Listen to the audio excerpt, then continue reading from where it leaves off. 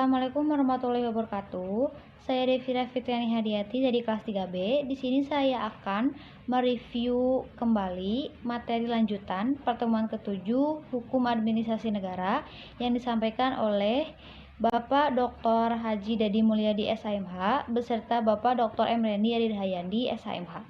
Bagian C, penyelenggaraan pemerintahan welfare state. Miriam Budiarjo. Konsep welfare state atau social service state yaitu negara yang pemerintahannya bertanggung jawab penuh memenuhi berbagai kebutuhan dasar sosial dan ekonomi dari setiap warga negaranya agar mencapai suatu standar hidup yang minimal. Negara hukum modern adalah terdapatnya pengakuan dan penerimaan terhadap peranan-peranan yang dilakukannya sehingga suatu kekuasaan yang aktif dalam rangka membentuk kondisi sosial, ekonomi, dan lingkungan fungsinya. Akibat perkembangan peranan dan fungsi administrasi negara adalah satu, dengan makin pesatnya pertambahan jumlah personal penyelenggaraan fungsi publik. Yang kedua, masalah yang jauh lebih mengkhawatirkan. Selanjutnya, D. Pembatasan kekuasaan penyelenggaraan pemerintah.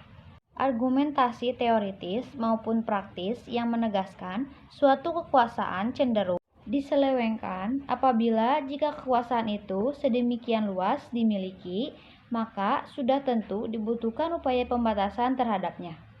Pembatasan dalam arti luas, John Locke, kekuasaan yang terdapat dalam negara dibagi menjadi 3, diantaranya kekuasaan legislatif, yang kedua kekuasaan eksekutif, dan yang ketiga kekuasaan federatif, yakni kekuasaan yang tidak termasuk kedua kekuasaan di atas tersebut. Menurut Montesquieu, pemisahan murni meliputi yang pertama kekuasaan legislatif, yang kedua kekuasaan eksekutif, dan yang ketiga kekuasaan yudikatif.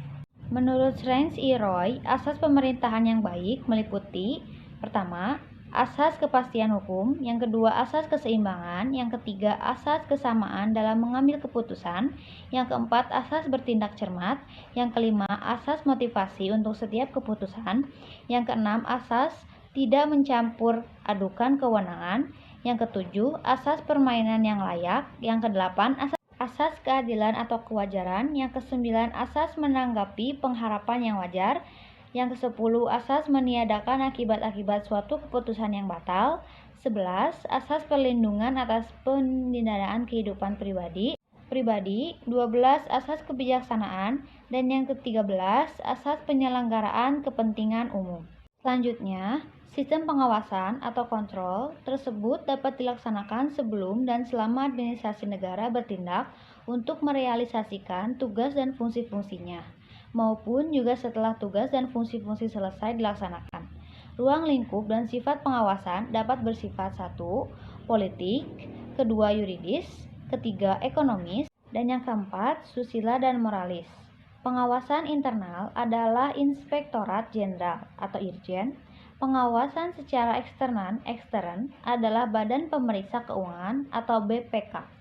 Baik, sekian dari hasil mereview materi saya. Mohon maaf bila ada kesalahan atau kekurangan. Wabillahi taufiq wal hidayah. Wassalamualaikum warahmatullahi wabarakatuh. Terima kasih.